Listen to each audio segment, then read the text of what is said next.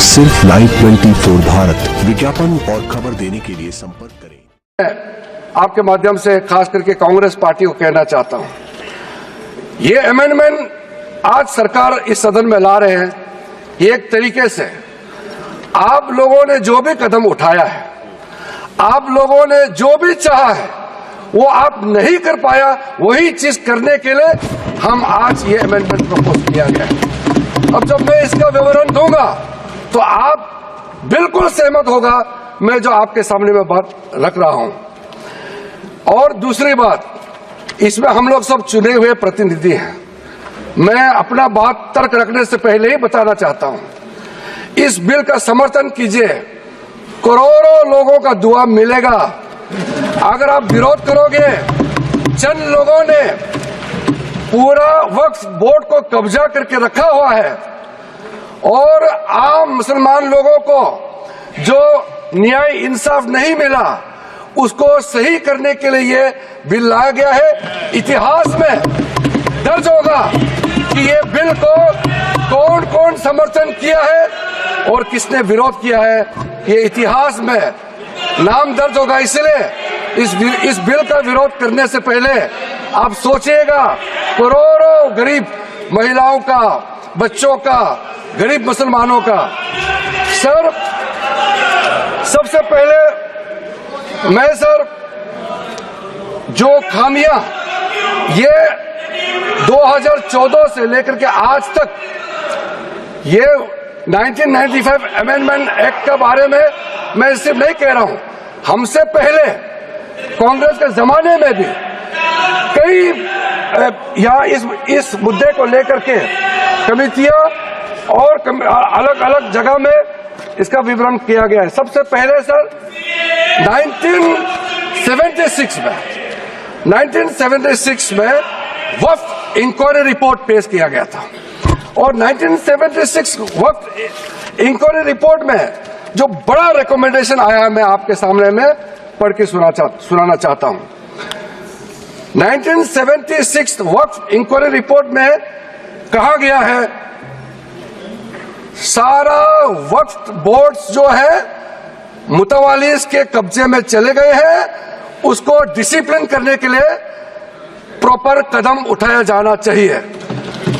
1976 वक्फ inquiry report का दूसरा recommendation है, लिटिगेशंस और केसेस जो आपस में मतभेद इतना ज्यादा है उसको सरल करने के लिए ट्राइब्यूनल सिस्टम को गठन होना चाहिए, उस समय का रिकमेंडेशन था।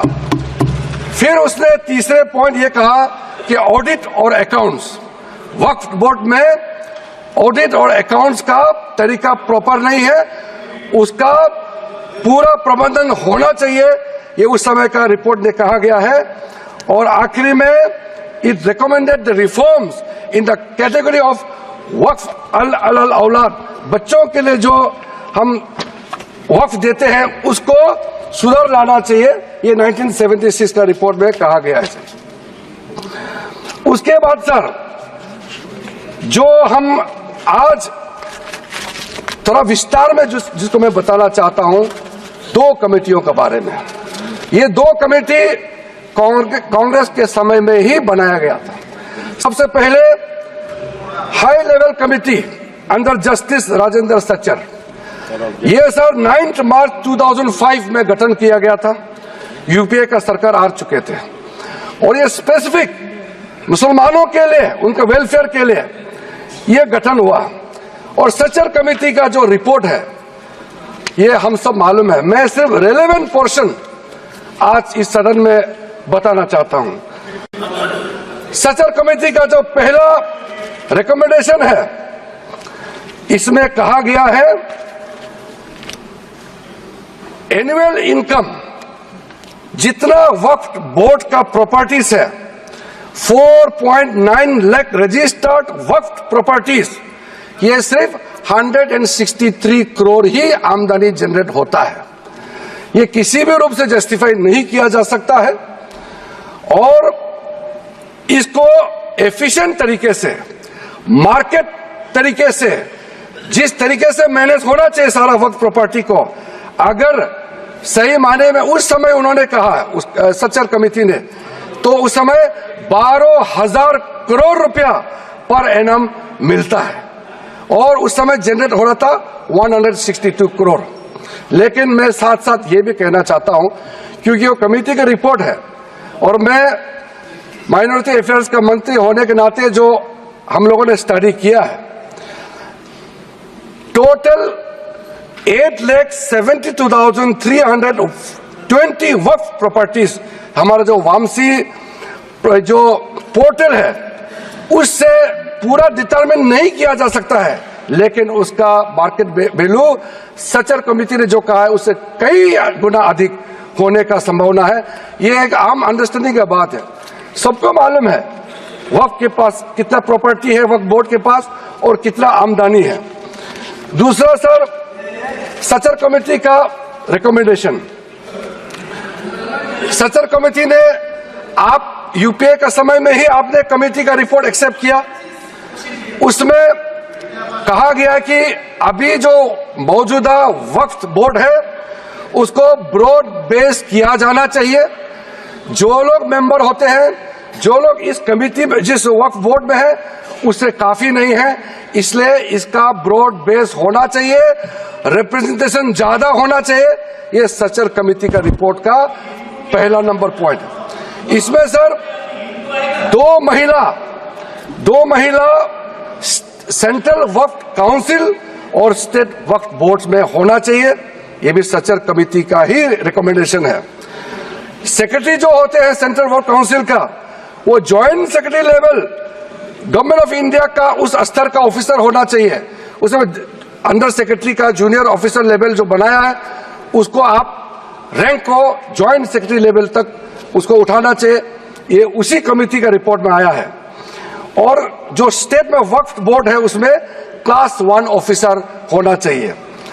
सचर कमेटी ने सीधा सीधा ये कहा है कि प्राथमिकता महिलाओं और बच्चों को दिया जाना चाहिए। हम आज का जो बिल आपके सामने में पेश कर रहे हैं, ये उसी सचर कमेटी का रिपोर्ट के अनुसार 100% हम यहाँ आपके सामने में लाया जा रहा है। और आपको तो खुश होना चाहिए, ये कमेटी आपने बनाया सर, हमने करके दिखाया सर। ये सर, हमने शांति से इनकी बात सुना। अध्यक्ष महोदय जी, ये सीनियर मेंबर है, इस तरह से बीच बीच में उठ के बोलना ठीक बात नहीं है, आपको तो नियम मालूम है सर। दूसरा कमेटी, ज्वाइंट पार्लियामेंट्री कमेटी, जो ज्वाइंट पार्लियामेंट्री कमेटी कॉन्स्टिट्यूट किया गया है, जिसका अध्यक्षता के रहमान खान जी, उस समय कैबिनेट मिनिस्टर भी रहे, माइनॉरिटी अफेयर्स मिनिस्ट्री का भी मंत्री रहा है, उनके डिप्टी स्पीकर भी रहा, डिप्टी चेयरमैन राज्यसभा में रहा है, और उन्हीं के अध्यक्षता में पूरा पार्टी के सदस्य हमारा भारतीय जनता पार्टी से भी मेंबर थे। उस जेपीसी में सर सीधा वक्फ बोर्ड के बारे में कहा गया है, कोई इंफ्रास्ट्रक्चर ठीक तरीके से नहीं है, वहां मैन पावर टोटली इनसफिशिएंट है, इनकम्पिटेंट है, और फंड इतना कम है, सही मैनेज नहीं किया गया है। इस तरीके से वक्फ बोर्ड नहीं चल सकता है।